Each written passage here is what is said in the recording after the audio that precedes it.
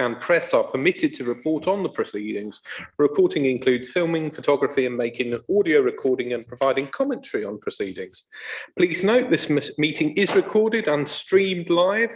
These recordings are published on the relevant meeting page of the Council's website. By choosing to attend this meeting, you are deemed to have given your consent to be filmed and recorded and for any footage to be broadcast or published. If the alarm sounds, the premises must be evacuated immediately. Do not spend time collecting personal belongings. All emergency escape routes are clearly signed, and once you've left the building, the assembly point is the High Street opposite the Guildhall. Members and other speakers are reminded to use their microphones when speaking. That's that dealt with. We'll move on to item number 1, the appointment of substitutes. Julian. Chair, thank you. Yes, we do have 2 substitutes. Jenny Barnes is here for Jabarias tonight. Simon Cronin is here for Adrian Gregson. Welcome to them. Okay, we'll move on to item number 2, the declarations of interest. Do we have any? Councillor Hodges. Thank you. I'm a trustee of Worcester Theatres. I nearly said Swan Theatres. I'm a trustee of Worcester Theatres, and that does come up under item number 6. Thank you very much. Councillor Hodgson. I'm a trustee of the Worcester Theatres, and I'm also a trustee of also in the bid, also on the board of directors of the bid as well. Okay, thank you very much. I have a declaration under item 6. A relative of a member of my family is interested in the Trinity building, and therefore, as I have declared before, I have a non-pecuniary interest in that item, and I have decided that I will vacate the chair for that item, and I will ask Councillor Stephen to chair it in my absence. Any others declarations?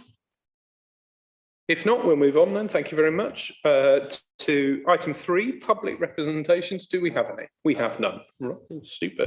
Speeding through. Item number 4, the minutes of the meeting on the 7th of September. Are those agreed as an accurate record? Is agreed. I will sign them on that basis. We'll move on to item number 5, the minutes of the P&GP subcommittee held on the 13th of October. Are those a true and accurate record of the meeting? Do you agree with those? Is that approved? Great, thank you. Okay. Sorry, Lynn, you have got something on that one. No, sorry, it's not that we... Special, yeah, if you wouldn't mind. Sorry, it's not that we're approving the minutes of a meeting we weren't at, it's that we are receiving the decisions from the Personnel and General Purposes Subcommittee, aren't we? Oh, that's why they're agreed and noted. Okay. Thank you. No other comments on that. We'll move on to item 6, the Future High Street Fund Programme Update. Councillor Stephen, do you want to take the chair at that point and let me know when the item is finished? Yep.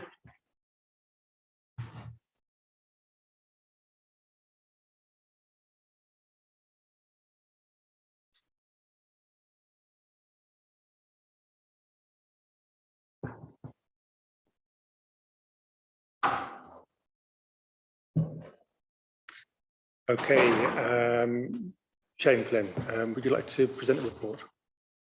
Thank you, Chair. Good evening, councillors. This is the product of a solid year's work since June 2020, when we first submitted the proposal for the Future High Streets Fund and received confirmation of funding in December. At that point, a committee resolved to accept the proposals and delegated powers to officers to continue with the work. And we undertook to bring a report of progress at various stages, particularly when there's specific decisions to be where decisions are required. So we've reached a key point in that respect. The 5 recommendations which are set out there are simply, in the first place, to note progress so far on the programme, and members will have seen the detail in the report of the various streams and stages that we're at. The most important of those are around the approving the preferred design option for the Scala Theatre and Corn Exchange. Now, as is set out in the alternative options, We've had a long look at various ways in which we might construct this and bring it to life. The first option looked at a kind of mixed program in which quite a large element was to be delivered from buildings nearby rather than all through the one site. That didn't seem to work well in terms of the best use of those facilities. So the second option then was to look at how we could get all of the buildings, including the theatre and the theatre in the round and the cafe and bars and the various proposals on the same site, but which in effect meant adding an extra floor in the Corn Exchange part of the building, and it resulted in a very cramped sort of facility, which wasn't at all attractive. So the third option, which we've now settled on, is proposed for a decision now, is one which has the vast majority built within the Corn Exchange and the theatre premises, but a couple of areas, some office and a rehearsal room that could potentially be sited elsewhere. We're still to resolve quite where they might be, but we might use some of the premises we have nearby, and we're acquiring various premises as part of this activity and others which we could use for that purpose. There is a lot of detail, a technical appendix which sets out all of the detail behind that, if members wish to look at that as part of the meeting or subsequently. So it's that third option which we're seeking approval for. As part of that, we have developed the working title of Scala Worcester, and have acquired the domain names in respect of that. So we've safeguarded our intellectual interest in that particular area. So we're grateful for approval around that. And then there are two key decisions. One of the streams of work was that the former Panama Jack's restaurant would be brought back into use, but the owners have now taken the decision to bring it back in use. Members may have seen publicity around that in the press. So therefore is no longer a need for the council to intervene in that, and we would propose therefore to transfer the funding through to support the cafe and bar facilities within the theatre. Now that will require agreement with the funding body, but we seek member approval to go to them and have that discussion first. And then finally, one of the other strands was to purchase Trinity House and carry out some conversion work on that. We have not been able to come to an agreement with the owners around how that could work. So therefore, we're proposing to look at alternative options for that. And there are a number of potential sites nearby which could be brought into use for the same purpose. Again, we'd need to get agreement from the department to do that. So far, their information coming back to us that they would be happy to look at alternatives as long as they were carried out the same function and were in a similar area. So those are the constraints which we're working towards, but we would like, again, agreement from members to proceed on that basis to have those discussions with the department. Then that's the main focus of the report. If there are any questions, then we will do our best to answer them for you. Thank you. Okay, thank you. I've got Joe Hodges, Councillor Joe Hodges. Thank you. You've spoken quite a lot about the Scala cinema, which is to become the new theatre. Can I ask, without asking you to divulge any confidential information, can I ask at what stage the lease between Worcester Theatres, who've operated the theatre out of the Swan Theatre for all these years, at what stage is the lease between Worcester Theatres and the City Council at the moment? And is it intended that Worcester Theatres should be the operator of the theatre from the Scala?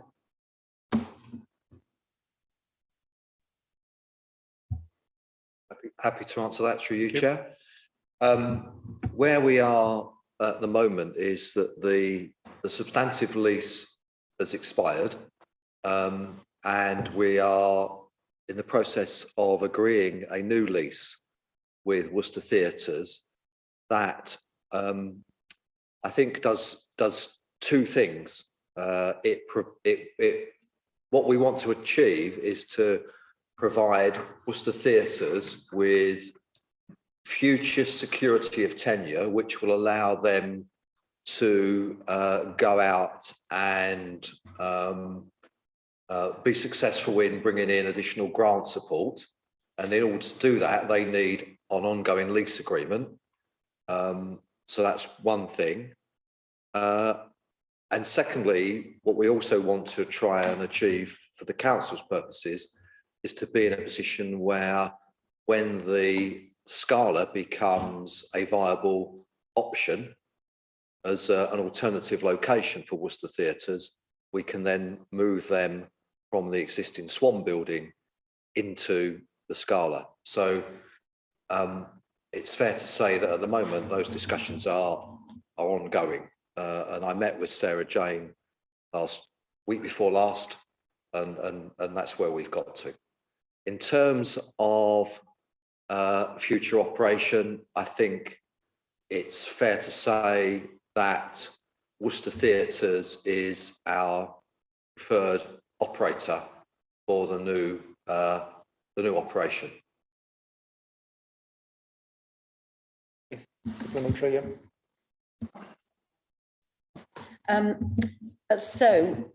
Will there come a point when there will be an invitation to other theatre operators to make some sort of bid? Because you say that at the moment Worcester Theatres is the preferred option, but have you considered any others?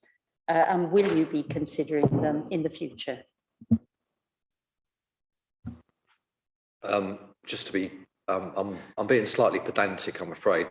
It's not for me to consider. Of course, it's for it's for you to consider, if I may put it like that. But no, we haven't considered any alternative operators, and it is not our intention to consider any alternative operators. The reason why I say our preferred option is because the deal, for want of a better phrase, has not been concluded. So I'm trying not to be presumptuous, but if everything goes to plan, Worcester Theatres will be the operator in the new theatre. Thank you. Next question is from Councillor Lynn Denham. Thank you. 2 points, point I wanted to make and a question. With regard to recommendation 1.5, it should say chair and vice chairs, plural, because that is the structure of this committee. Given that the normal chair is not present for this conversation, just to double check whether that is correct in terms of that action point as being the chair and vice chairs. Shane, would you like to come back on that? Yes, I think that's correct. Yes, it should be chair and vice chairs. Thank you. And then the other is, it's my understanding that a key part of the original intended plan around Trinity House was to have affordable housing, to have some sort of city centre, good quality, affordable housing to rent. So can we ensure that that is what is being looked for in terms of reusing that funding, or no, is that still very much on the agenda, because it is very much a city need? Yes, I think is the answer to that. The proposal that has been agreed with government includes outputs for additional accommodation, and therefore, in order to obtain the easiest way through in terms of any amendment would be to stick to the existing deliverables. So at the moment, what we're doing is we're looking at alternatives that can deliver the same outcomes as were specified in the original proposal. If we get to a point where we would seek to change those, then of course that would come back to this meeting. Thank you. I've got Councillor Lucy Hodgson next. Just one bit of clarification and a question. 8 Angel Street, it is the old co-op building. Yes. That's correct. Yes. And can you tell us how the property enhancement scheme is going, particularly in vacant premise and vacant shops in Angel Street. David Blake. Yes, we've launched it in the last couple of weeks. I had an update on it yesterday, so I'm working from memory. We've had one application so far, and we've had, I think, 3 or 4 firm inquiries from landlords in terms of accessing the scheme. And are also tenants entitled to take part in it? Yes. Yes. Yeah. Thank you. Thank you. I've got Councillor James Stanley. Thanks, Chair. David, just to press again, if I can, on the response you gave to Councillor Denham's point. Is the intention to come back, were we not to open up something on a firm basis at a particular point, because we're dealing with a finite timescale, obviously, and do you anticipate, you know, are we constitutionally bound, or however we want to describe it, to come back at a particular point? Because clearly, whilst we may hope and anticipate that something will emerge that we want to get involved in, that may not occur. And as the document makes clear, the DLUHC would prefer us at the moment to make good use of the money locally. But is there a point at which you would anticipate coming back to the committee? Is it that clear, the navigation through? I think if we can find alternative locations that deliver similar outcomes, either within the existing red line of the scheme or very close to the existing red line, i.e. not too far away, then I think we will get a green light from the department, which in accordance with 1.5, we would look to agree with the chair and vice chair. Of course, I'm not trying to avoid the question, but or the answer rather, but it depends. If we find ourselves unable to deliver something similar to the original proposition within the area or close to the area, it depends on how material the change might be, depending on whether we would have to come back or not. And it depends on what view we get from the department as to whether any small variation would be acceptable or not. Thank you, Chair. Just to add a little more to that, in terms of the timing, we originally submitted a timeline based on a phasing of the funding to the department, and the intention is that we should adhere to that, but there is an annual review of that process. So if we find that we need to slip it back, as long as we remain within the overall timeline of the project, we can do that. So there's flexibility around the timing. Yeah, I've got a question first. Sorry, no, I'll come back to you, Jenny. Yeah. So I think most people would probably agree that the Trinity House is a bit of an eyesore for the city, and it looks like we can't create a deal which is viable to go forward now. And yet this is a real opportunity, and there aren't many opportunities like this where we have potentially millions of pounds to spend on a regeneration project. If this doesn't go ahead with Trinity House now, do you think there are any other possibilities or any other ideas we might have to be able to push this forward in the future to try to redevelop Trinity House? Or are we going to have to just suck it up at this point, because this is like the golden opportunity and it's not been sort of grabbed hold of, and is that it now for that particular site? I think it's fair to say that the current owners of Trinity House are telling us that they will be bringing forward a development proposal. We have to accept that as at face value. We haven't got to a point where we can do a deal with them, but they have said that they will be bringing forward a proposal. They are working with a development partner who we are in contact with, and so ever the optimist, I would hope that proposal bears fruit in the near future. Thank you. Councillor Mitchell, did you want to come back on that particular point or not? No, thank you, Chair. I was just going to say, reiterate what David has said. That Okay. I've got Councillor Jenny Barnes. Thank you, Chair. It was really useful this morning that Worcester shared a video on Facebook of the proposed Scala development, and they had a little video presentation on it. I shared that with my residents, and I've had a couple of queries back, so I'll ask those now. One is about the goal situation. Is the building that is going to be created going to be goal proof? And the second one is bearing in mind that intervals in plays and so forth are very short, will there be a good provision for toilets? Because when you're out for an evening, you want to have the best experience, and a shortage of toilets can be a problem. Thank you. David Blake.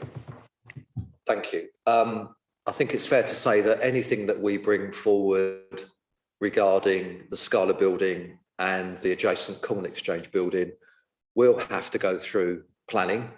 So it will need planning permission. And as part of that process, I hope we can do everything possible to make the building goal proof, for want of a better phrase.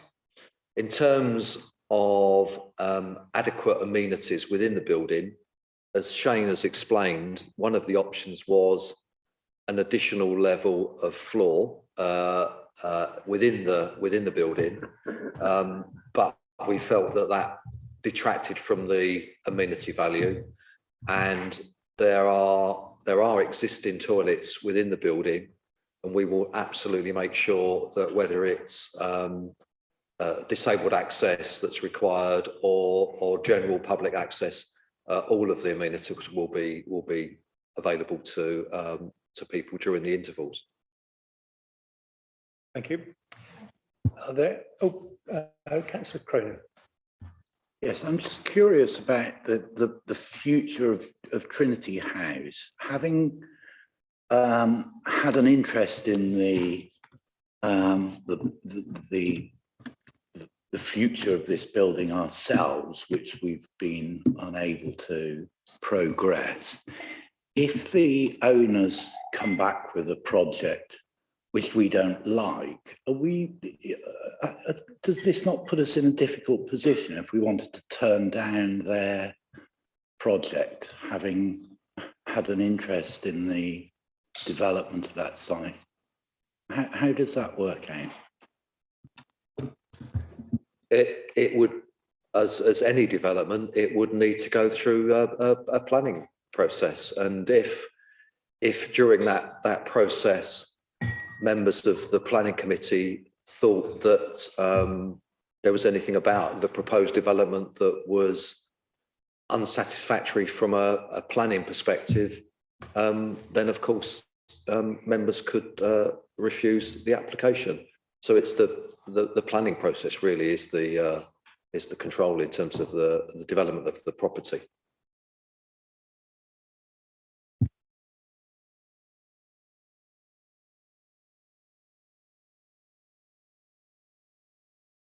Those in favour, please raise your hand. Okay, it's unanimous. Okay, thank you. Mark. With the amendment to 5. Oh yes. Yeah.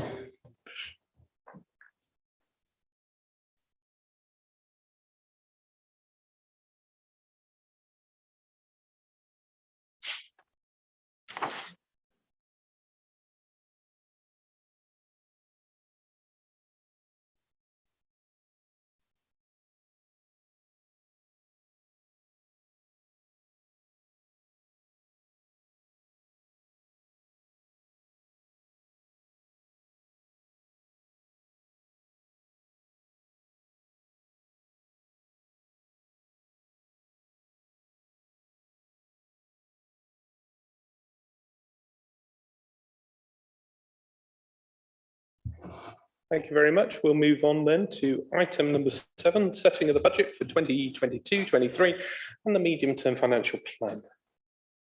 Mark's going to do it. Thank you, Chair. This report is the next stage in the process of setting the budget and the medium-term financial plan for next year. Members will recall that there was an all members budget meeting which gave an overview of the process and the current situation a few weeks ago. This report is the next stage in that process. Members are invited to think of suggestions, proposals, reallocation of current resources that they may think appropriate, and then for those ideas to be brought to the January meetings of the policy committees, including this one. And if members want to ask officers to work on those proposals in the meantime, then we would be happy to do so. The appendices represent the budgets that are relevant to this committee and the various services, the current capital programme and the forecast capital programme for this year. Obviously, any ideas or proposals need to cover both revenue and particularly capital expenditure.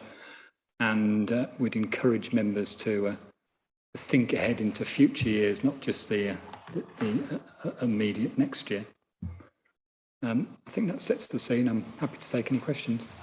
Okay. Any questions for Mark?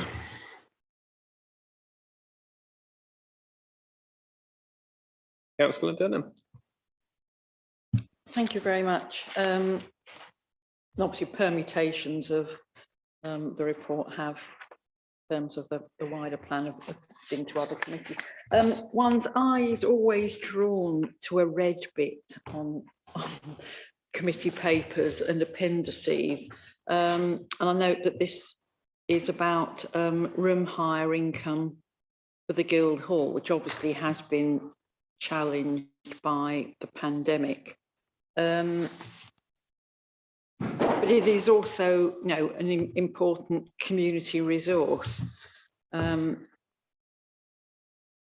I declare an interest maybe that the pricing of room hire for some groups that actually have no long-standing historic interest in connection with the Guildhall can actually prevent the rooms being used. I don't know whether the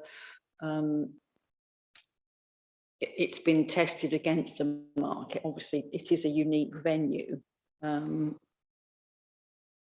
Specific instance I'm talking about is actually, you know, Worcester Rotary, which was founded in this building, and you know the centenary is coming up, but the room hire cost that they have been quoted has made it prohibitive to celebrate that here.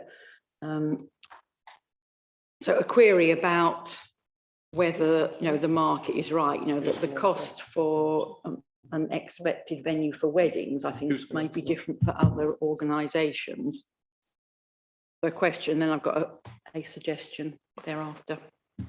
Mark, I don't know if that's one for you or whether it's Sir David or... Yeah, David.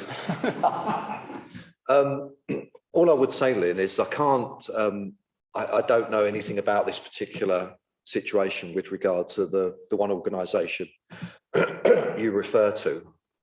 But I would say that when we come to the round of fees and charges and making recommendations to members, we do very much look at the costs that we charge for our rooms and try to make them as competitive as possible and not put them at a point where they are beyond the budget of those people that use the building. So we will always benchmark and we will always look.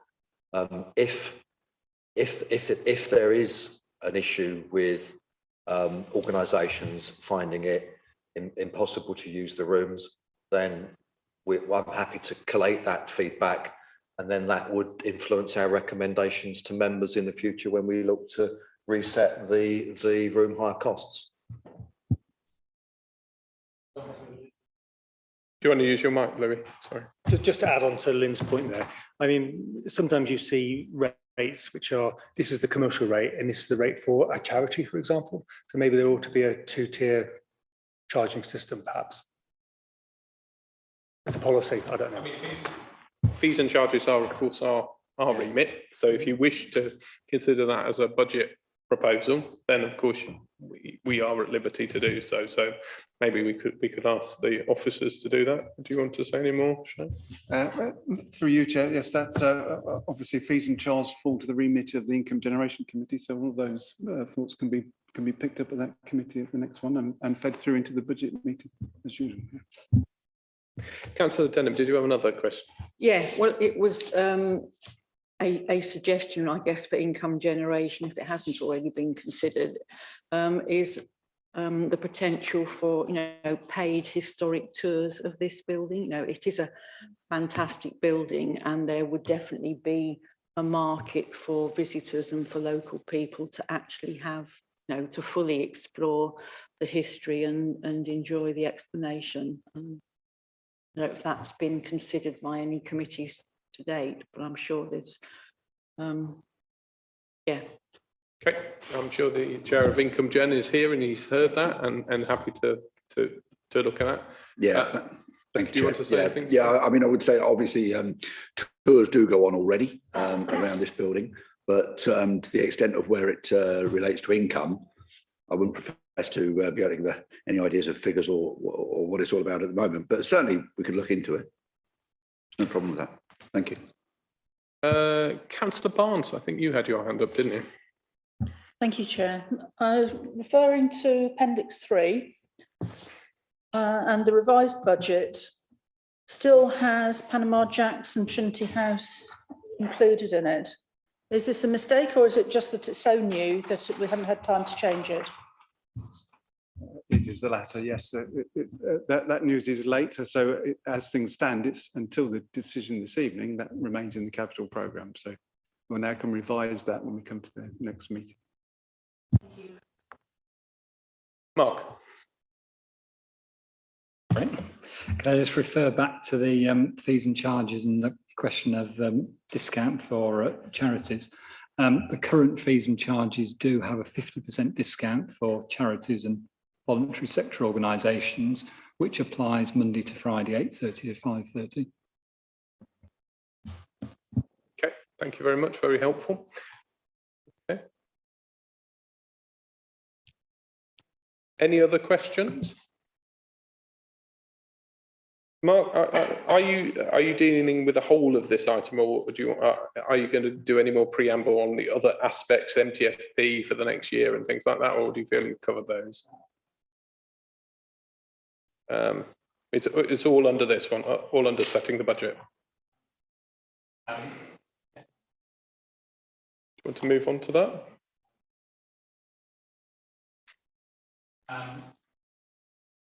All right. Sorry, through you, Chair. Sorry, Mark's covered this as far as the medium-term financial plan. This is a report which simply opens up the discussion for referral to next committee. So as much as we're going to cover. Okay, so this is a request to council, to committee members, P&R, just like the other policy committees, may bring forward ideas for discussion with officers in advance of our next meeting. So can I encourage groups to feed through their thoughts? I would encourage people to have dialogue with officers before they come to the next meeting, clearly for officer advice about the affordability and revenue streams. We of course can't commit to anything without identifying where the money is going to come from. So if people have great ideas for the budget, obviously we would also receive ideas from the other policy committees, as we are the first amongst equals in that sense around policy, around budget matters. So we will consider those referred items from that, and obviously from here on to full council. But if anything in the purview of PNR you want to consider, please obviously feel free to negotiate and discuss those with officers in the meantime. Other than that, we are asked to note the budgets for the various services, so 21-22, and the progress made in delivering the projects included in the city plan relevant to this committee, and confirm the programme of work. Are we happy to do so? Is that agreed? Agreed. Thank you very much. Okay, we move on to a referral report from Ted around a skills officer, tourism and events officer. I'm going to call on the chairman of that committee to introduce this item. Well, actually, I'm going to ask the officer to introduce, and then Lucy to follow that. So Shane first. Thank you, Chair. Through you and with the agreement of the chair of the committee, these referral reports are, as members know, we are in a process now from taking contributions from committee to come to the policy and resources for inclusion within the budget. But of course, that is a budget setting process. Committees can come forward at any time with proposals, and if they have funding, then they go to the relevant committee for decision. In some cases, that's the committee that's making the proposal if they have previously committed funds available. In this case, we've had three proposals in this one, which require agreement with policy and resources. The first are in respect of two posts, a post of skills officer and a post of tourism and events officer. Those were considered in detail at the committee, and members will be aware that these are posts which have been funded for a number of years from reserves. It was my intention that this time they would be funded from base budget. However, we are at a point of transition within the service, and the service manager has felt that it would be best to wait until we've got the new head of service in place and make some decisions about how we want to structure the service. So the request is that we fund these for one further year from reserves rather than building into base budgets. There are no specific reserves which the committee can draw on. So because these are business and tourism and city development related, I think it's appropriate to fund them from the risk reserves. But those would fall within the decision of Policy and Resources Committee to decide. The third one is in respect of allocations of £40,000 to cover the Commonwealth Games and the Queen's Jubilee in 2022. These would be normally things which fall to the city plan fund, but again, that is fully committed at this stage, and therefore we could draw on our risk reserve to cover that. However, I think we have an element of funding for sporting events for an existing reserve, which would cover around £30,000 of that. So I can provide the committee with further information in the future. So the decision is, whether the members are prepared to accept these as agreed and to be funded from reserves now, or whether they're deferred, or one or two, or recommendation 3 is deferred through to the January committee for a final decision. Thank you, Shane. Okay, Lucy.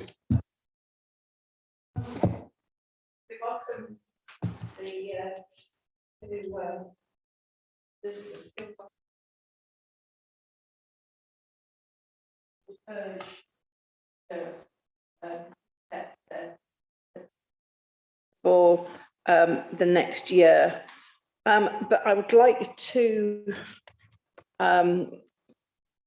make a small amendment in the allocation of £40,000 for the Commonwealth Games and the Queen's Jubilee, and rather than £10,000, we'd like to spend £30,000 for the Queen's Jubilee,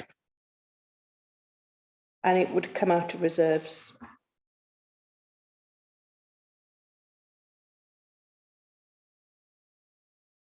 And it would come out of reserves. The Section 151 officer has just confirmed that we would take that forward as a request, okay, and it would come back to, if that is the will of the committee, it would come back to the February meeting for a final agreement. So to be clear, Lucy, I think you're moving that the budget is not 40, instead of 40,000 for those two things, it becomes 60,000. So it's 20,000 extra. Yes. With 20,000 extra being spent on the Queen's Jubilee. So absolutely. So if we could agree the £10,000 and then. And if we could agree the £10,000 now, and then the extra £20,000 we're agreeing. I don't know. It's up to you. If you do that, if you wish, we tonight, and you put down a mark that you'd like the officer to bring for up to another 20,000. That can come at the next meeting for a larger programme of activities. Yep. Yep. Is that seconded? Yes. Yeah. I did see a question, so that's my apologies.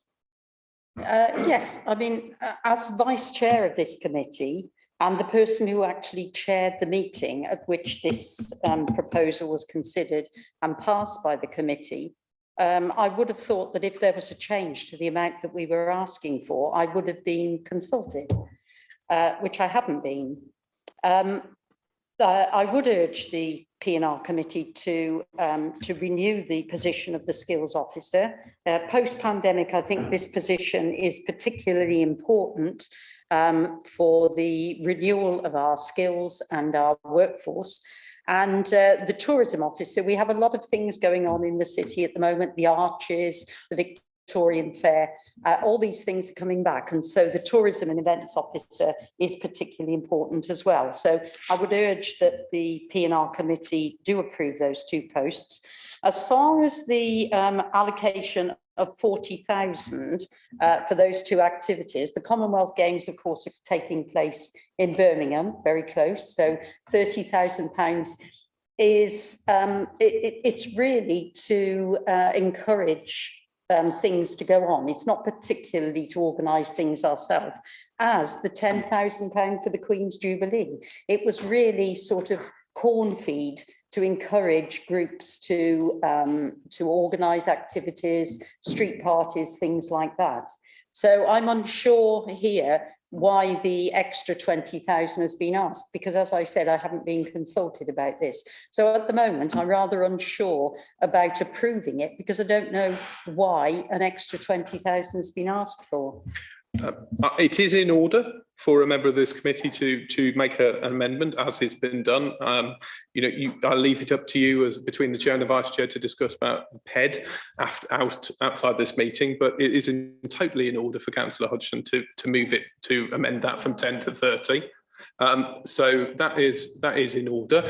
What I don't think Councillor Hodgson was seeking to do anything on Councillor Stephen, I'll take him in a minute. I don't think she was trying to say not to do items 1 and 2. I think she moved those. So those are, I would suggest we agree. So this is simply to basically alter little 3, the agree, and it says 40,000 at the moment. I think there is a proposal that we could agree the 40 and ask for officers to look for whether a further 20,000 and what that could be what could be done with that, and then it would come back in February for us to agree or not agree.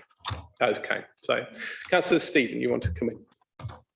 I just want to clarify that what we're going to agree tonight, I hope, is that there are obviously 3 items: the tourism, the events officer, and then obviously this additional spend for Commonwealth Games and the Jubilee. There are obviously real people involved in the 2 roles and the posts, and I think it would be wrong to wait until February next year. So I just want to clarify that those 2 posts will be decided tonight, if we all agree. Yeah. And then the 3rd item, the Commonwealth Games and the Jubilee, will be decided in February. Is that correct? No, I think what we're proposing, but certainly the first bit is correct. Those 2 officer posts would be extended if we agree to this as tonight. The 40,000 would be agreed tonight, and then an additional report would come back with increasing the budget for the Jubilee activities by another 20,000, and the officers would bring that as a separate report in February. Is that okay? Yeah. Should we be voting for those 2 things separately then? Well, there's an amendment. There's a budget suggestion. Actually, I'm going to take it as that. We wouldn't be agreeing it tonight. We are simply asking for work to be done around that. It has been moved and seconded, so simply asking officers to do that work. But it's not approval of it. If that provides you with confidence around that. We'll vote on the extra 20,000 at our next meeting when that came back. The post will be agreed. Nobody, I don't think anybody's talking about doing that, anything different with those. Hang on, Lynn, when you're called. Yeah. Councillor.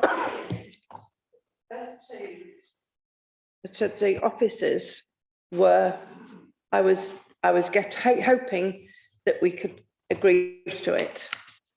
It was just the money, the amendment was the more money was to put forward for the Queen's Jubilee.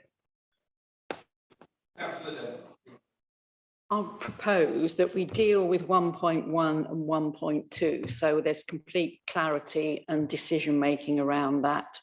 And then actually, I think there is some confusion around 1.3, and we should deal with that as a separate item. I think it is a matter of concern that extra money is being asked for, and that hasn't been discussed by the committee who is responsible for it, and that they haven't had the opportunity to discuss it, and nobody here had any knowledge of it prior to it being plucked out of the air. I do have concerns about, spending when we are in a difficult financial position of spending lots of money out of reserves without due consideration of all possible priorities that there might be.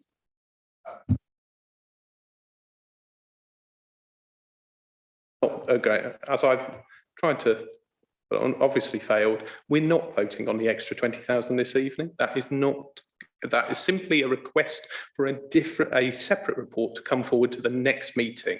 So we would just be voting on the things that are on the paper tonight. Okay, so is everybody clear on that? Is that okay? So it is 40,000 as set out, but with a request for the officer to do some further work and come back with a proposal for a further 20,000 at a subsequent meeting. Is that what you're going to? Through you, Chair. Yes, that's right. The purpose of this round of committees, as far as the budgets are concerned, are to generate ideas.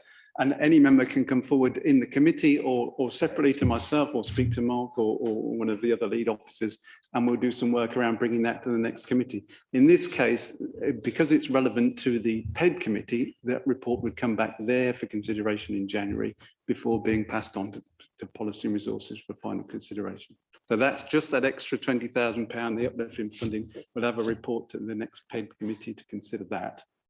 For agreement on Policy and Resources. Joe, I'm going to take somebody else first. Okay, Councillor Cronin, I think you wanted to come in. No, I think you've probably covered what I was going to say, which is basically we're going to be voting on recommendations 1.1, 1.2, 1.3, and all the discussion about the extra £20,000 will take place at another meeting. The vote on that would, yes, absolutely. Seems quite straightforward. Councillor Barnes, were you indicating? No, sorry. Okay. Councillor Hodges. It's a comment really on the process. What has been introduced this evening is a budget proposal, and we don't need to vote on that this evening. It'll go through the proper budget process. So in actual fact, we're just voting on 1.1, 1.2 and 1.3 as they are here. There is a proposal from someone at this committee that in the budget considerations, there should be an extra 20,000. So we don't really need to deal with it at all this evening. And I hope that that's what I've clarified, that it was raised because we're already allocating £10,000 here. The proposal would be that, a suggestion, let's put it like that, would be that it is raised from 10 to 30,000. The officers will undertake that work. We will approve 10,000 for this activity tonight. Officers will undertake that work, and it will come back through the PED committee, first of all, with the option of what would 30,000 buy you instead of 10, I guess. And then if that is approved by PED, it would come back here thereafter. Are you okay with that? Yeah, good. We're clear on that then. Right. Any other comments on the substantive points on this paper? Are you happy to take the 3 recommendations as set out in the paper and vote on block? Yeah. Okay. All those in favour? That is unanimous. Thank you very much. Okay, the next item is the Environment Committee. Are you going to introduce this again, Shane? Once I've scrolled down sufficiently. Thank you, Chair. Yes, and just to clarify, if at any point between now and the next round of committees, members want to clarify any of this process or bring forward any ideas, then I'm happy to receive them and we'll talk as required. So the next one is a report from the Environment Committee in relation to the Gould Control Work Programme. Again, the committee considered this in detail and approved an additional £40,000 in funding from reserves. In this case, there is an existing reserve which was made available by the committee in June for various works for the environmental services in terms of cleansing and improving the look of the city. As we've progressed that work, it transpires that about £80,000 of it is in respect of bins and can therefore be capitalised. So a report is going direct to council to use that funding from the capital programme rather than from revenues. That therefore frees up revenues of £80,000, and I'm proposing to fund this additional work from that. It slightly breaks with the agreed proposal, which was all of that money be spent during this financial year, but if with the committee's blessing, we'll carry forward the funding into the next financial year. Therefore, it could be used for the Gould programme. Thank you. Thank you. Okay, I'm going to ask Councillor Stafford, as chair of the relevant committee, to say first things on this. Yeah, thank you, Chair. As Shane said, this was brought to Environment a couple of weeks ago, as well as the proposals for next year's programme. We also reviewed this current year's programme, which has had sort of broadly similar funding and has enabled quite a comprehensive range of measures to be undertaken to combat goals, and the feedback's been positive on a number of fronts from residents, from business owners, and even Alan Amos has been complimentary. So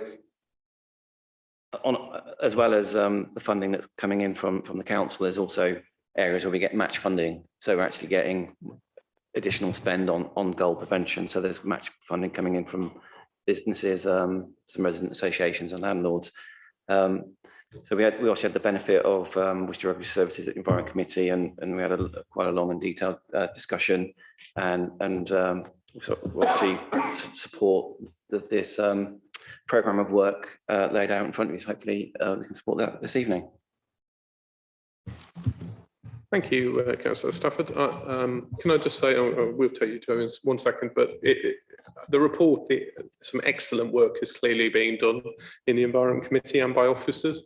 The report makes good reading and shows that we have actually taken this issue seriously. I know it's an issue that bothers a lot of members and a lot of residents, and it's good to see the results of those. So I just wanted to thank all those involved in bringing this forward. Councillor Hodges, I think you were first. Yeah, I know the goals do cause a lot of discussion between different groups. But I'd just like to ask, first of all, how much is actually being spent at the moment before we add this 40,000, or it's proposed that we should add this 40,000? And Councillor Stafford has just mentioned a comprehensive range of measures. What will this extra 40,000 actually be used for? If we have a comprehensive range of measures in place already, what extra do we need to do with an extra 40,000? Some people here may recollect that we had a talk from a gull expert who did point out that these are very intelligent birds, that all sorts of things that we think will actually deter them don't actually work, because they're so intelligent. They know that a hawk flies around, they keep well out of the way while the hawk's flying, and then as soon as it goes away, they come back. You know, I'd just like to know, in a way, it's almost like there's a bottomless pit of money that we put towards goals. And while I know they do cause a great deal of concern to a lot of people, so do things like a lack of play spaces in Warndon and Tolladine. So do things like making sure children have enough food to eat, and lots of other issues which I'm sure concern many of us. So I just want to know whether this 40,000 is going to be well spent and better spent than several other things I could think of putting 40,000 to. I will ask Shane in a moment to answer that question. I would just wanted to very gently remind members that this is a recommendation from the Environment Committee, and I wouldn't want us to get into a rerun of the Environment Committee, their policy in this area. This is about the money. I think Councillor Hodges' question is totally legitimate because it's asking about the money, which is this committee's peer view. But before we disappear down talking about different alternative methods and whether it's a good use, this is a referral report from environment. So Shane, do you want to answer the questions about the money? Thank you. Through you, Chair. So just in terms of the existing spend, so paragraph 6.1 explains that currently there is £30,000 in base budgets committed by the City Council, so that is annual revenue expenditure which is incurred every year. And then there's an additional 5,500 which is within the WRS budget. So altogether 35,500. So the proposal, as was accepted last year, to commit £40,000 in addition to that as a one-off for this year. So it's not ongoing expenditure, it would be a one-off item. And the proposals which support that are set out in the table at 6.1. So it's primarily around the gull exclusion schemes, which are considered as a slightly different approach. And I think the discussion at the committee suggested that they might give us a different approach, but perhaps the chair might add something to that. Do you want to add anything, Andy? Yeah, there is a proportion of the spend which would go on gun exclusion, which is like effectively a permanent measures, wire mesh cages around the sort of most favoured nesting sites. What these then do is actually reduce the ongoing cost of nest or egg removal every 21 days. And also because it's a non-lethal method, it then actually demonstrates to Natural England that we're looking at a range of measures and not just lethal options. When lethal means like egg removal comes under lethal. So there are quite a large proportion of one-off costs that should actually provide a long-term benefit. But in terms of your sort of broader question about what works, it doesn't work. I mean, we probably now have one of the leading experts in the country in our gull officer, and where we've come from in the last couple of years is quite impressive in terms of the range of measures and their effectiveness. And it is a using the right method at the right time in the right place, and a combination of them, and it is bearing results based on having actually met with residents that have been driven to sleeping pills and long-term mental health issues, then coming back and actually saying how much better things have been. So it is focusing on those real problem areas. We're not pretending that the numbers of gulls is going to suddenly drastically reduce, because that's not the case, but it's actually improving the quality of people's life, and also making the city a more pleasant place to live in as well. So I don't think, so I think it does support the funding that we've asked for.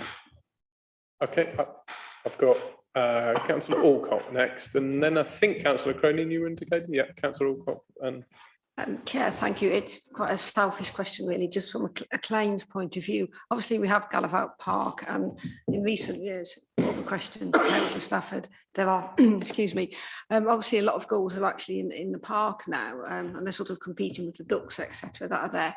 And obviously, we've got Keypax Bridge coming as well. I'm just wondering, will it assist with Gallivant Park? Will it help that far out of town?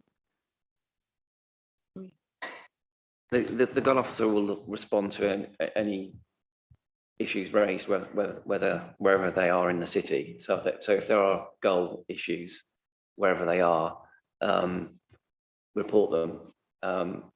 Is what I'll say. Most of these measures are concentrated in and around the city centre, and also across the other side of the river. But yeah, if there's problems with gulls, report them, and the gull officer will do what he can. Thank you. Great. Councillor Cronin.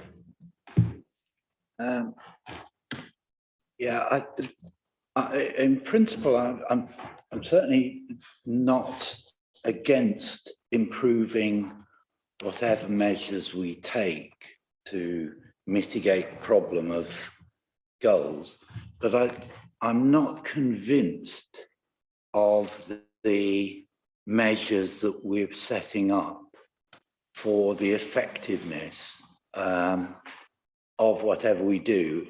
It's about value for money. we've increased the amount of money we spend on gull control many times over the last few years. And at the same time, the number of gulls in the city has increased many times. We seem to be measuring our success by the number of flybys by hawks, the number of complaints from the general public, or even improvements in people's lives. The only measure that actually matters is the number of these confounded creatures we've got in the city. And whatever we do, it seems to go up. You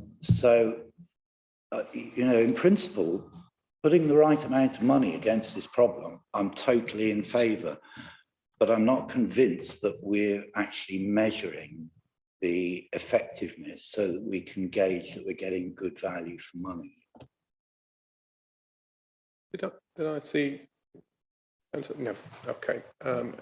Sorry, Lucy, Councillor Hodgson. Thank you.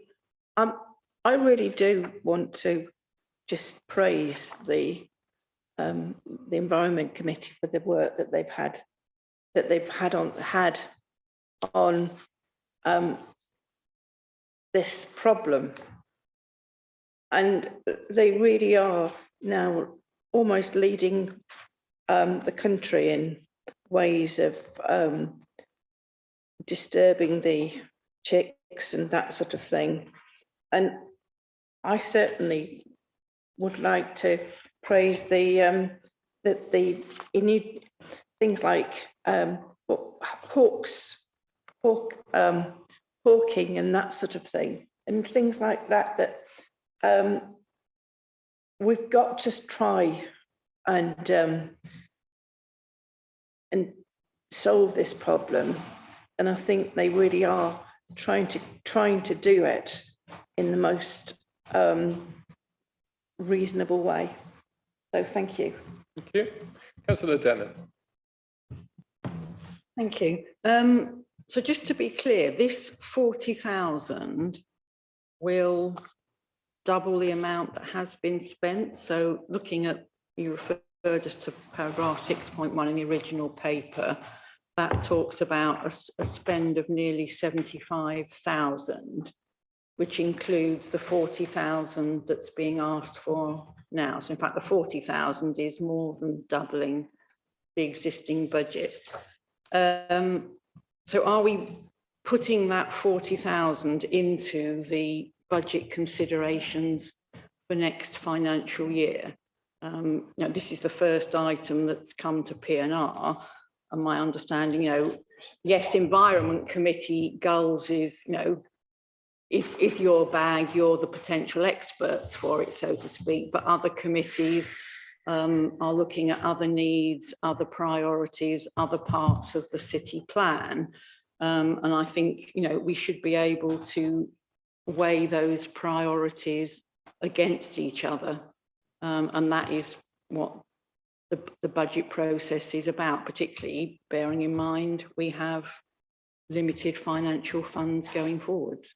I think, to be clear, I'm going to ask the Section 151 officer to confirm, but I think this would be rolling that money up and putting it into the budget straight away at 40,000 for next year. We've already approved it for this use.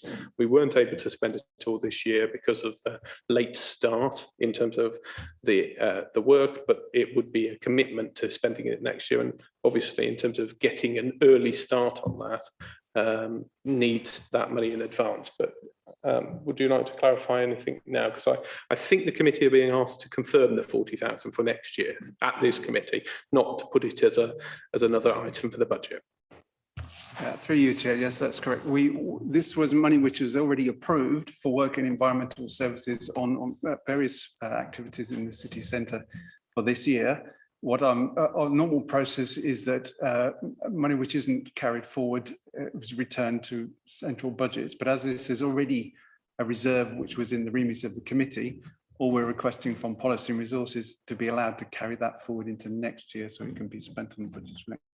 So it's money which was previously committed for this purpose, but for this year, I'm asking for it to be carried forward into next year. And because it's a Policy and Resources reserve, I need the approval of this committee to do that. Same purpose, different year. Okay. That's fine. Okay. I'm not seeing any other speakers on this. Oh, Councillor Mitchell. I'm just following up on so I'm not on, or I am on the Environment Committee, but actually, but anyway, a question.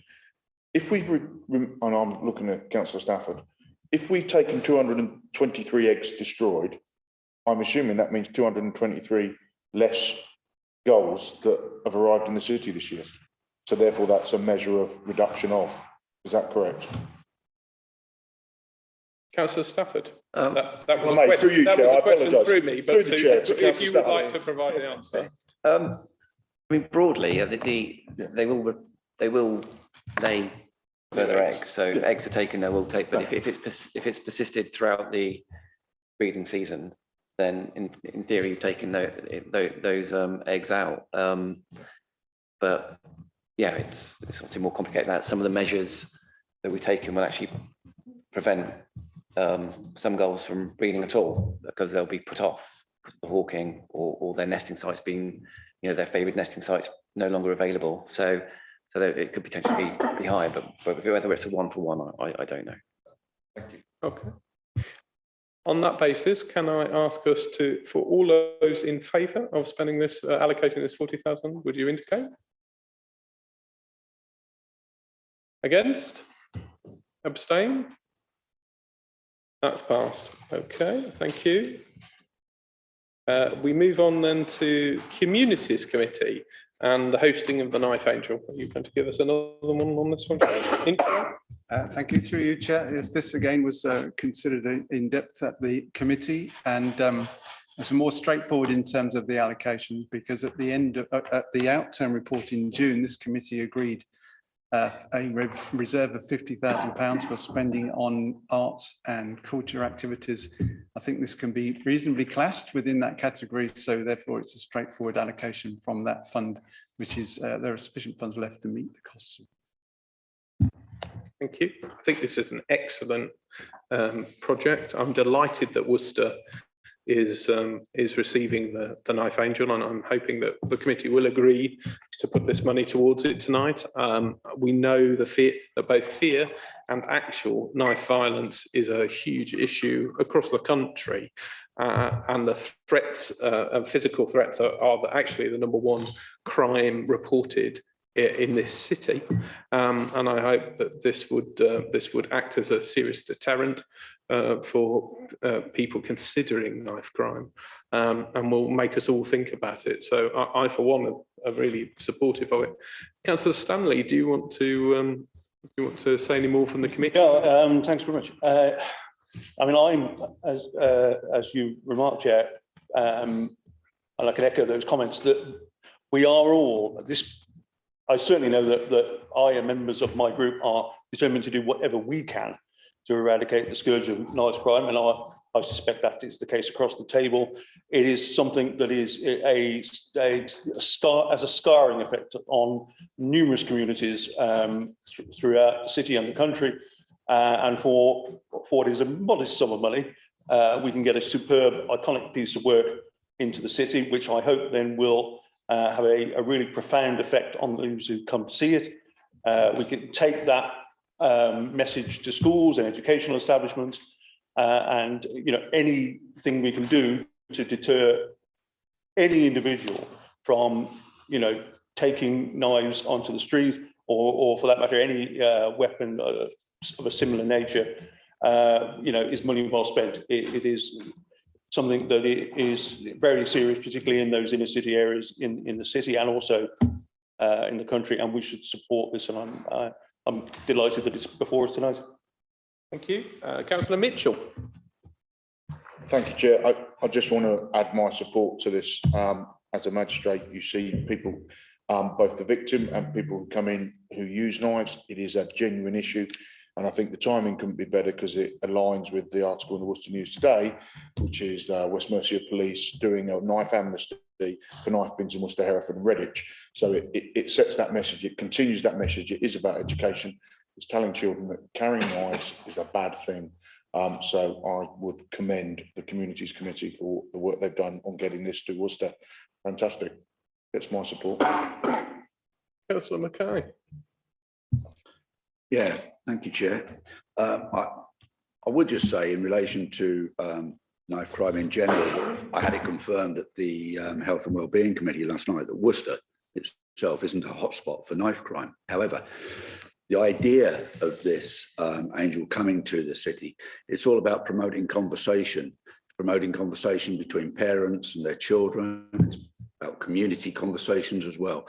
This is all about prevention as much as anything else. And the more that we can do and encourage that, will make sure that Worcester stays within that same area that it is now and not a hotspot for the future. So yeah, bring it on. Let's get it in. Thank you.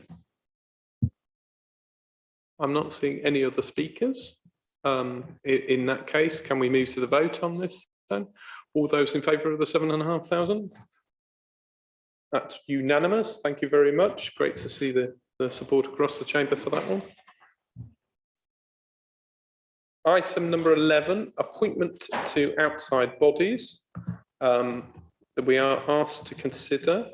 I think 4 bodies are looking for representation, and we at this time of year a bit unusual, but I think these are all later appointments, aren't they, in this cycle?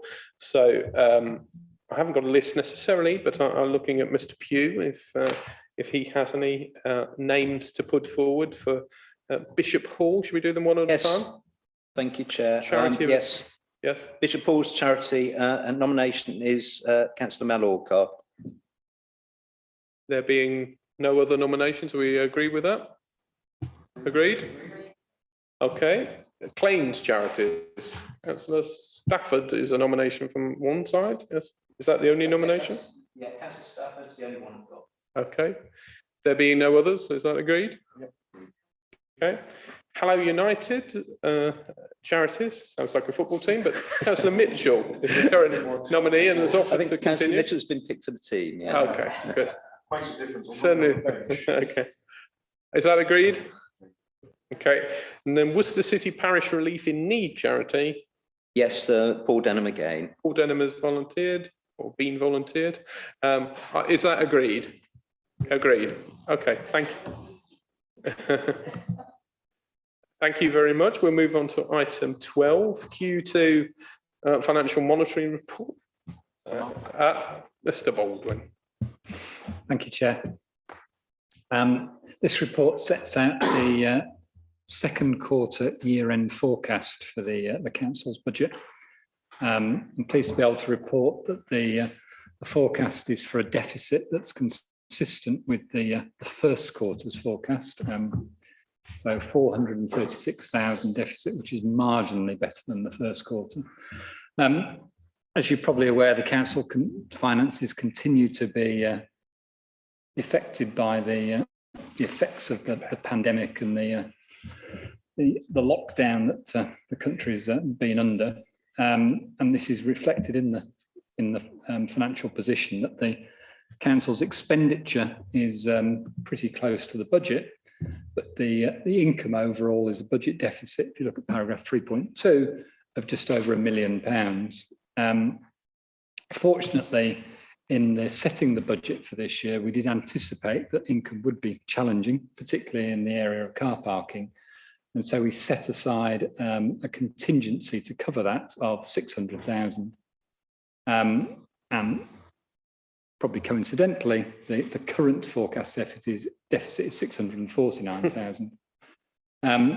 Bereavement is also services also showing a smaller deficit of 100,000. The government, fortunately, has extended the compensation scheme they had to cover income shortages from last year into the first quarter of this year. And so in paragraph 3.3, that sets out that this council, as part of that, has received a further £347,000.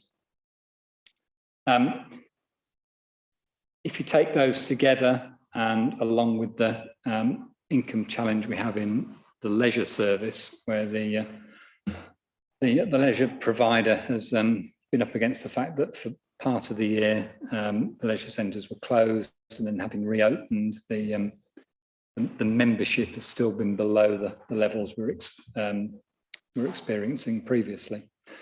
The other challenge that we continue to have is in housing benefit subsidy. Members will recall that in previous years we have had a deficit, a budget deficit in this area. That got to the point last year when, under the lockdown, if you look at the table in 3.5, we had a variance to budget of over 600,000.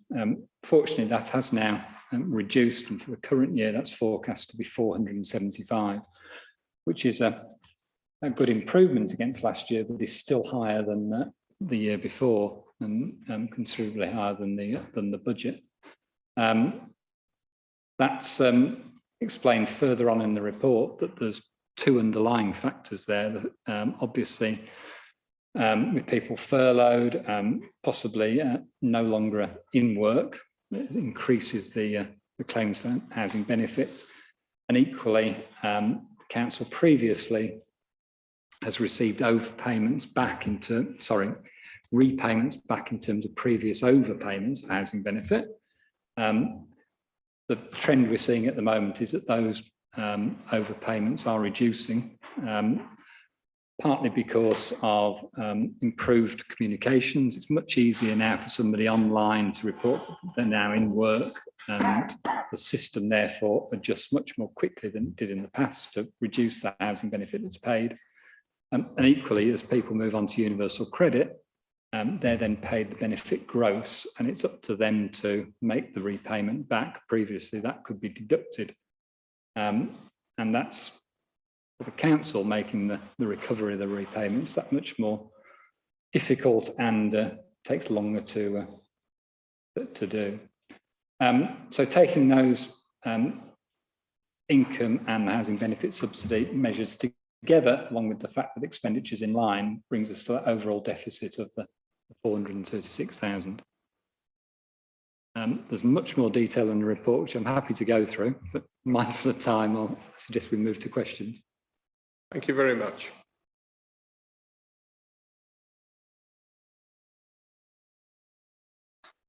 Would anybody like a bet? Yeah, I'll take it.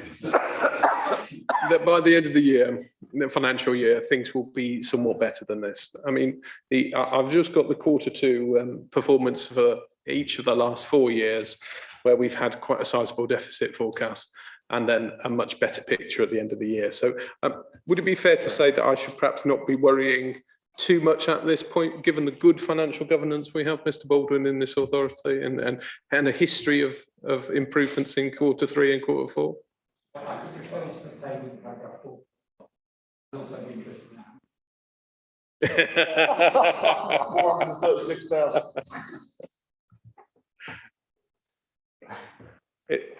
I'm always pleased that we end up better than we forecast in Q1 and Q2. But are there any other real questions? Councillor Denham. Thank you. I'm looking at paragraph 5.1 and the capital programme. So the sort of very substantial capital items that are coming from central government, as to have we actually got the cash in the bank, so to speak, or are they to be drawn on in instalments? And proportionately, you know, where are we at with that? Have we got millions and millions that are, you know, in our bank account instead of Westminster's, or is it a phased programme or what? Through you, Chair. You'll be aware that we've got a number of significant infrastructure projects, and table in 5.1 refers to the Green Homes project and the Future High Streets Fund.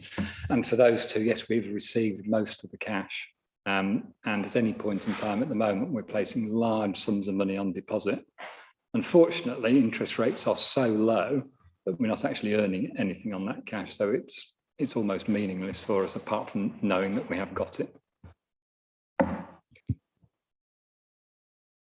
Any other questions?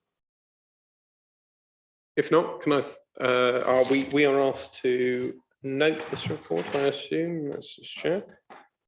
That the committee reviews the financial details, including budget variances, that the committee approve the write-offs of council tax and business rates for the quarter, and that the committee approves of the delegation to the corporate director in consultation with the chair and the vice chairs of the committee to negotiate freedom management ledger's management fee. Is that let's put it to a formal vote. Are all those in favour? Yeah, that is agreed. Thank you very much. Okay, we move on to item 13, the Treasury Management mid-year report. Thank you, Chair. This is a statutory report. We at the beginning of each year set out a Treasury Management strategy, and then we're obliged under SIPRA's guidance to report halfway through the year on progress in respect to that. Only two things of particular to draw members' attention to: the table 6 on page 99, at the bottom of page 99, which is about interest performance. One of the things which has just been touched on, the question which has just arisen, is the extent to which we are borrowing through the course of the year. It is always prudent to try and use your cash reserves to pay for capital items rather than go out to more borrowing. So that table shows that we are borrowing less than anticipated, and our short-term investments are going down. Therefore, our income from investments is lower. But the net result of that is a £120,000 improvement in the position set at the budget. So we're managing our finances in such a way as to ensure that we're being prudent in the use of capital funds, which is an important part of this report.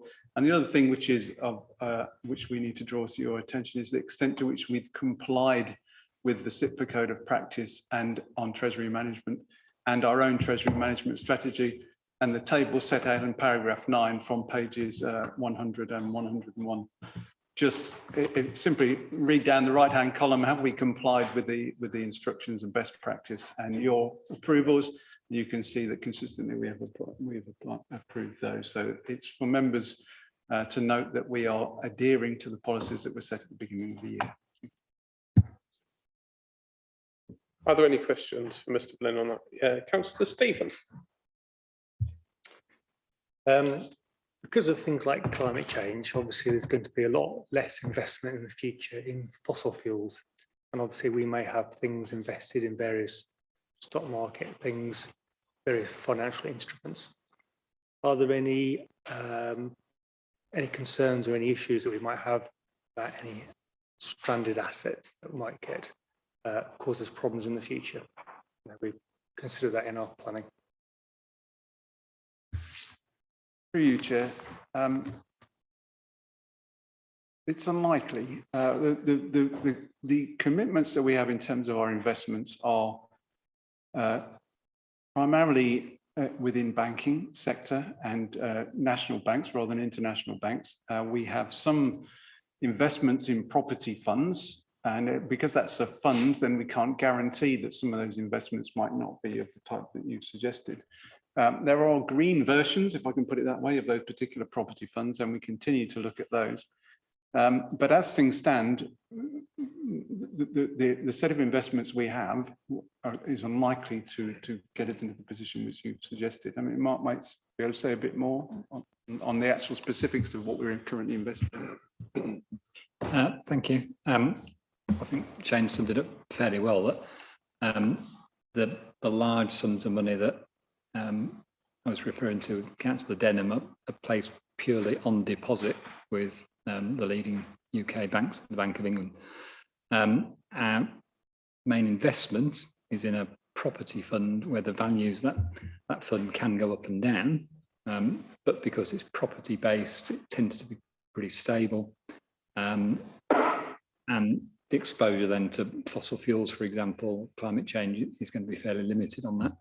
I think that the other large area which we aren't directly in control of course, is the pension fund, where we can have a small degree of influence but over the investment policy, but that's not within the council's control. Chair, sorry, if I can just follow up on that point, just for members noting, I've just been appointed as the council's officer representative on the pension fund committee, so I might be able to give more information about that at a future meeting. Any other comments on this paper? Councillor Barnes. Thank you, Chair.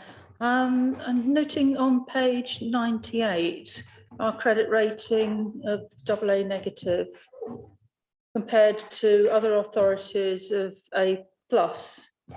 What implication does that have for the rate that we borrow at?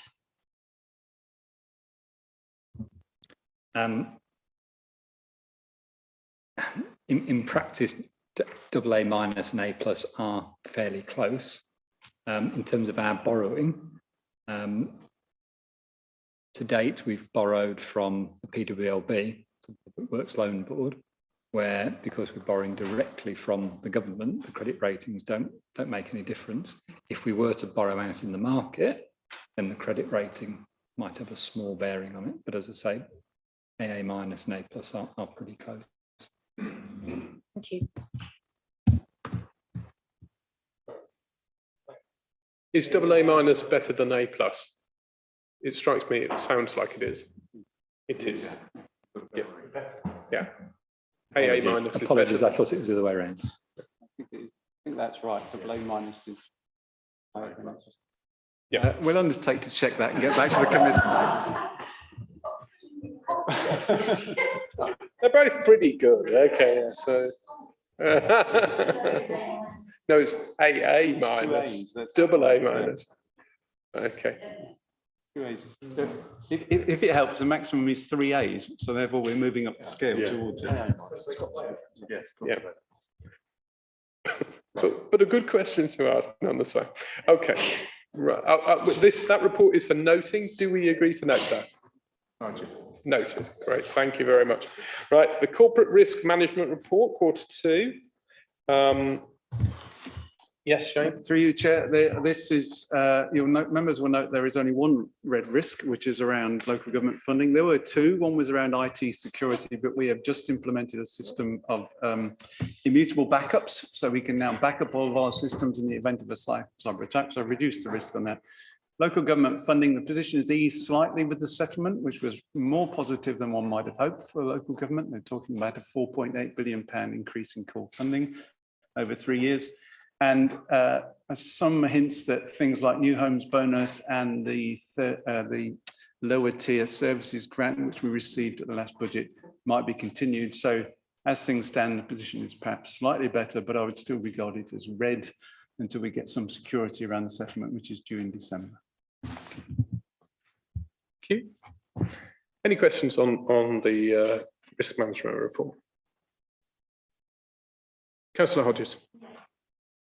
It isn't a question, it's just really to say how pleasing it is to see all those green ticks against all the COVID-19 measures, all the risks that were associated with COVID-19, you know, to see the green there and to see that as a council, I think that we've come through this pandemic well, and everything looks at the moment as if it's not going to have affected us long term.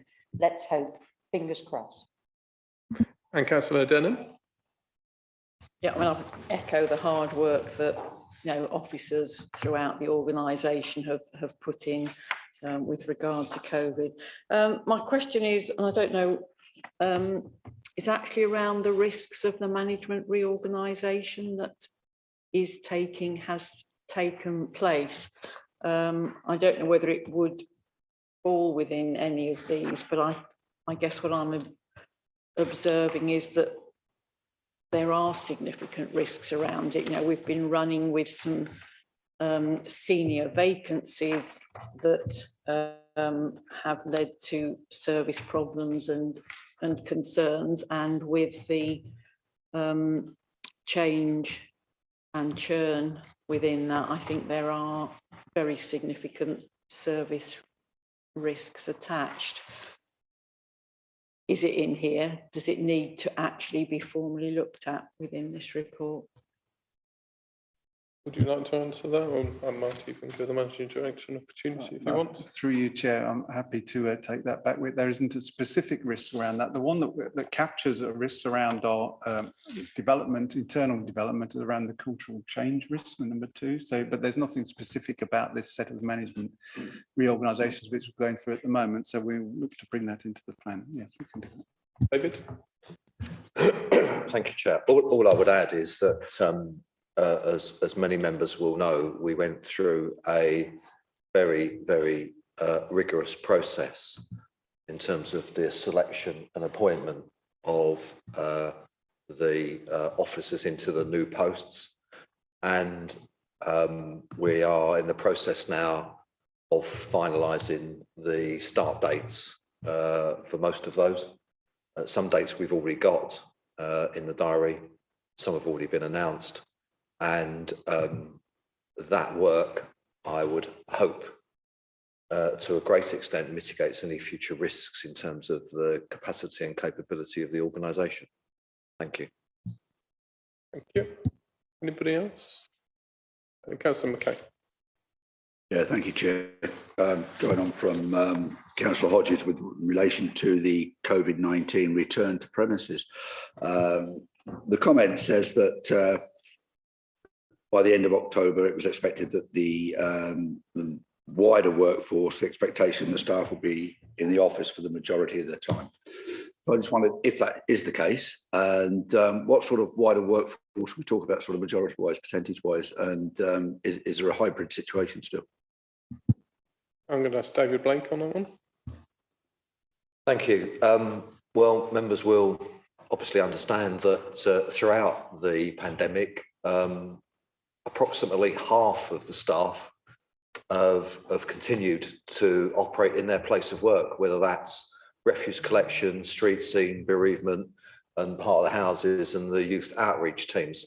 So a large, very large proportion of the staff have continued to work as normal. The balance of the staff, we moved very quickly to home working as per the government guidance. Members agreed a new policy just a few weeks ago, which calls for staff to spend the majority of time in the office.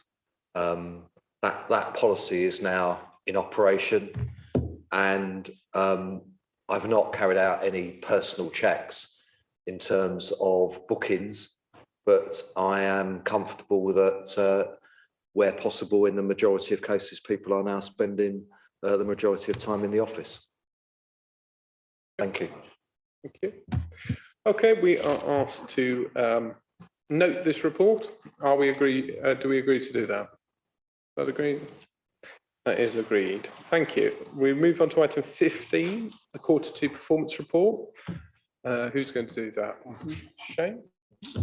Thank you, Chair. This is the Q2 performance report. As I said, there are detailed responses, I think thorough detailed responses in respect of all of the indicators. So I'll only dwell on one. At the last meeting, members asked me to discuss with Civica in strong terms about the performance in respect of housing benefit claims and council tax support claims. So I'm pleased to say that following those discussions, the housing benefit claims have reduced in terms of time. Council tax support has not.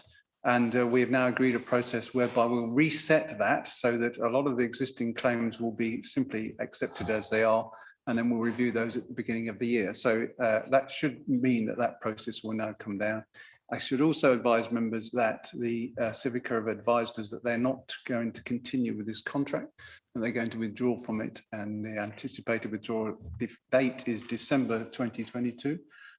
Is that right? Yes, 2022. And we therefore will now be in a process of seeking to transfer that either to in-house or to a new provider or to some other arrangement. I'll be bringing a report about that to the next committee. Thank you. Councillor Denham. Thank you, and thank you for that update on information. We've looked with interest the developments following on from that. It's actually a question, page 8, equality and diversity. Pleased that the overall strategy is on track and is being progressed. I wasn't aware that there was work on engaging with disabled people living in and visiting Worcester. I don't know where the kind of reporting for this project goes and whether, Health and Wellbeing Committee might be a place to take it forward. And have, you know, some involvement in that project. The first time I was aware of its existence in seeing it here.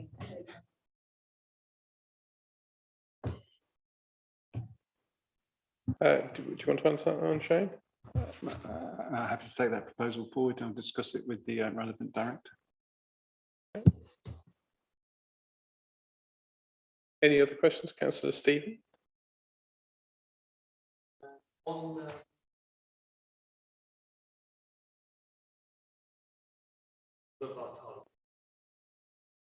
Obviously, we have got issues of, obviously, COVID is a significant thing, I'm sure.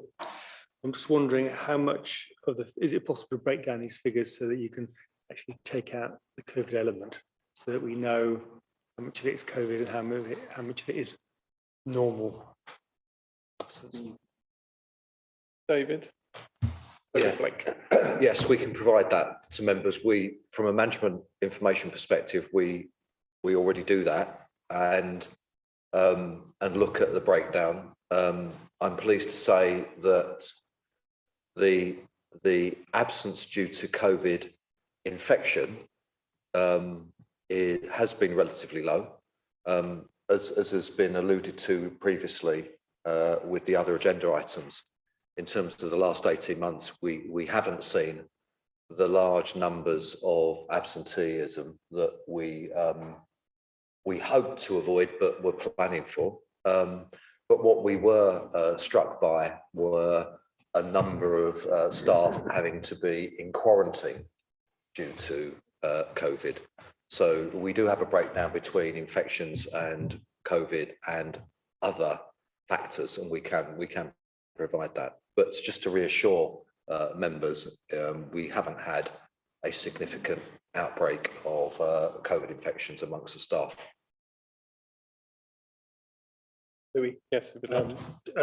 Just another question then about absenteeism. Obviously, averages can hide a great deal of things underneath an average. I'm just wondering, do we have separated figures for perhaps the offices and those people perhaps more on the direct front line of services, external operations and so on, so we can perhaps see the difference between the two and their trends, basically? Yes, we do have a breakdown by area. We also have a breakdown by short-term and long-term as well. Obviously, there can be very different factors that bring those into bearing. We can provide that information. Councillor Hodgson. Mine's just a quick one, but members attendance at mandatory training. I assume this was because of COVID, and we were only been either with Zoom meetings or because obviously this council year we've had both mandatory licensing training and planning training, but I presume it was last year that was. That is correct. As far as I'm aware, it's 2020, 21. But not with last year. Yeah. Pardon? Did we have training by Zoom? Yes, please, Joan. Do you think we had some training? I'm beginning to think I've been in a parallel universe, because I sat in front of my computer and went through a planning training. Yes, I must admit I did as well. There was some officer, gentleman. He was an outside trainer. Yes, an outside trainer who gave us some Zoom training. And I was definitely there. It was last year, not this year as well. I tell you what, we'll ask officers to go away and have a little look at that. I wasn't going to say anything, but how Lucy said it as well. You know, I'm beginning to think, did I imagine this? No, I didn't. No, there was definitely an invited trainer who gave us planning training. When you were imagining things, Joe, I hope it is more exciting than planning training on Zoom, but each to our own. I've definitely done some planning training. Okay, Councillor Barnes. Thank you, Chair. More thoughts than anything else. On page 4, overdue neglected is the descriptor, which appears to be for Keepax Bridge and for stakeholder management strategy. I doubt that it was neglected, but that's what the key says. Would you like to comment? Yeah, through you, Chair. Yeah. The indicator suggests that there is a milestone which is overdue, but the term neglected is just for management information saying that that's something that needs to pay attention to it to put the indicator right. So either set a proper date for it or to bring it back under the timetable which is set. So it's just from to provide managers with information that this is something that needs attention. Thank you. Okay, I think we've had a good chunter through on that. I think that we're asked to note that.